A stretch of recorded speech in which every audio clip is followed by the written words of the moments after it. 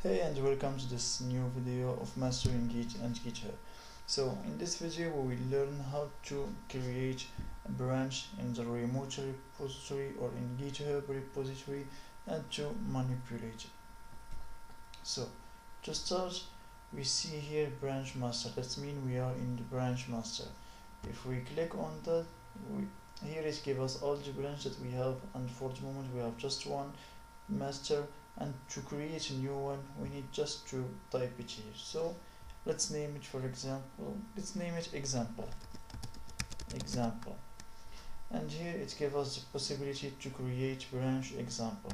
If we click on it, it will be created, and we see here branch created, and he's already on it. We see that the check, it's an example. That means we are now in branch example.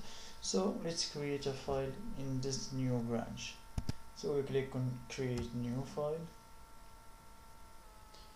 Let's name it example.txt, and here let's put a title, hello world, and that's it. Let's commit. And now the new file is created. Where here it is, example.me, in this new branch example. So now if we go back to the master branch, now we can see the example.txt that we just created, because it's not in the master branch but it's in the example branch.